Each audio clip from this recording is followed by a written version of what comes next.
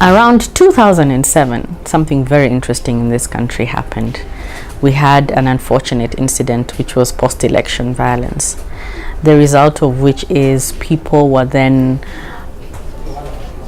limited in terms of exposure, right? They couldn't travel, they couldn't go outside to seek airtime, for instance. So if you wanted to top up, we want to keep in touch with family and friends, find out how they are doing. Are they safe? Are they okay? Do they need any help?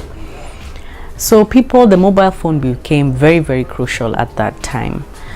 But people wouldn't get access to airtime. They wouldn't get access to money from their normal sources to be able to travel, to be able to buy commodities on their routes. So we then noticed that this solution had then been turned by the consumer into a peer-to-peer solution.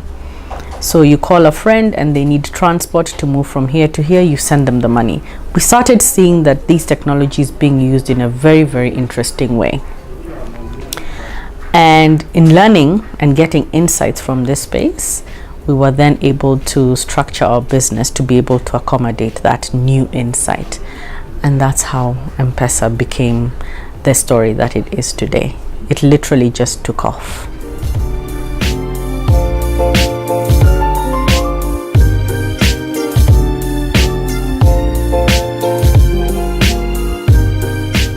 Okay, so one thing we always try to emphasize in our discussions on M-Pesa is M-Pesa's competitor is not the bank. M-Pesa's competitor is cash. To date, I must tell you that over 80% of transactions in this country, especially the small transactions, low value transactions, are still predominantly being done in cash. For us, that is really where the competition is. That is really where the game changer is.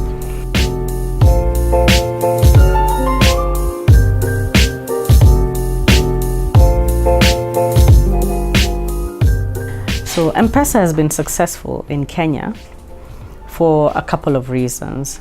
The first is that we had a very poor banking infrastructure, not enough banking outlets. The cost as a consumer to actually bank in the traditional banking structure was very costly.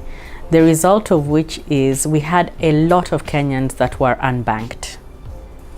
And they used to keep money in very interesting places, you know, under your mattress, in a container, somewhere in the house, hidden, which was not safe, it was not secure. So that's the first thing.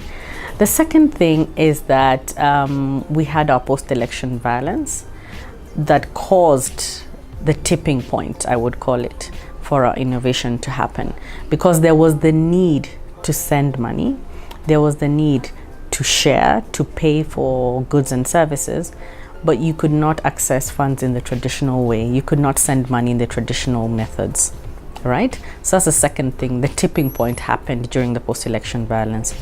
The third thing is then, I believe, the support from the ecosystem. So ecosystem means the banks, the central bank, being able to support and enable and allow Safaricom to really pilot M-Pesa, to stretch the boundaries of what electronic value can do for the countries. The various use cases that then came up adapting this kind of technology, all these factors contributed to the spread. So in Europe, for instance, already your banking infrastructure is quite strong, right? In other places in Africa, the central bank may not necessarily have that kind of risk appetite and support for innovation and technologies of this kind of nature. In other areas, it may be, in other parts of the world, it could be populations that are not yet technology conversant or comfortable to actually use this kind of technologies. But of course, it has to be that you're addressing a meaningful need with a customer base that actually sees the value, and then you need the right tipping point for it to happen, which is the case that happened here in Kenya.